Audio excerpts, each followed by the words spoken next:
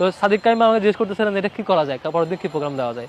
পরে ভাইকে হঠাৎ ভাবলাম, তো আমার মাথায় আসলো যে ভাইকে বলি যে ভাই তাহলে কালকে আমরা প্রোগ্রাম দিই পাল্টা, ওরা যেহেতু কালো দিয়েছে আমরা লাল দিই। এই আইডিয়া বলবার পরে সাদিক ভাই বলেছেন হ্যাঁ এটা একটা ভালো আইডিয়া, এটা হতে পারে।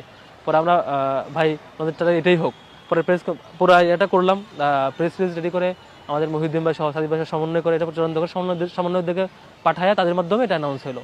পরের দিন দেখি মানে একদম রাষ্ট্রের সকল ক্যাটাগরির নাগরিক তার প্রোফাইল, নিজেদের প্রোফাইল আপডেট দিচ্ছে। Even doctor news, Begum Khaleda জিয়ার ফেসবুক পেজ সে থেকে শুরু করে বিভিন্ন অ্যাক্টিভিস্ট, সোশ্যাল প্ল্যাটফর্মগুলো, বিভিন্ন প্রতিষ্ঠানগুলো সবাই লাল প্রোফাইল দিচ্ছে সেদিন। এই আইডিয়াটা মানে আমি অনেকক্ষণ ভাবতেছিলাম, আমাদের তো প্রতিদিন রাতের সময়টা যাইতো পরের দিন কর্মসূচি কি হবে এটা নিয়ে ভাবতে। আমরা প্ল্যান করতাম, আইডিয়া ডেভেলপ করতাম, প্ল্যান ABC ভাগ করতাম, একটা পিক করে সিদ্ধান্ত নিতাম, প্রেস রিলিজ রেডি করতাম, এভাবে হইতো। তো সেদিন যখন কালো করছে বারবার লাভ করছিলাম, বলে যে যেহেতু কালো করছে আমরা তাইলে কালকে আমরাও পাল্টা মিছিল দিই, স্মরণ সভা দিই, কেউ আর একটা দিচ্ছে এরকম আর কি।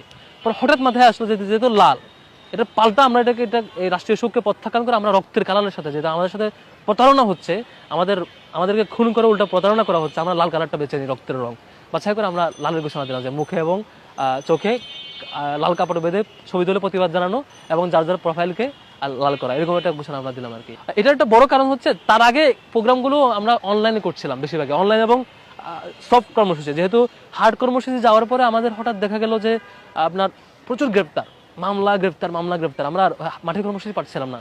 পরে আমরা একটু স্লো মোশন আগাচ্ছিলাম যে আমরা একটু সফট কর্মসূচি দিই, যদি সফট কর্মসূচি দিতে দিতে অনেক বেশি এঙ্গেজ হয় তখন আমরা হার্ড কর্মসূচিতে যাবো। তো দেখেন তার আগে কিন্তু 3-4টা এরকম সফট কর্মসূচি ছিল।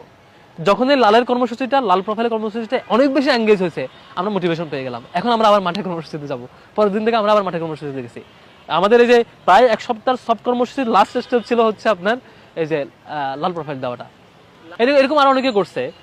আমাদের এই প্রোগ্রাম কর্মসূচি ঘোষণা করার পরে যেহেতু এটা স্বতঃস্ফূর্ত আন্দোলন, বৈষম্যবিরোধী আর কোনো রাজনৈতিক দলের না, আর আমিও তো রাজনৈতিক দলের হিসেবে পারফর্ম করছি এমন না, আমাদের কন্ট্রিবিউট করার সুযোগ ছিল, আমাদের টোটাল রিসোর্স দিয়ে আমরা এখানে যতটুকু পারি হেল্প করছি আর কি। 24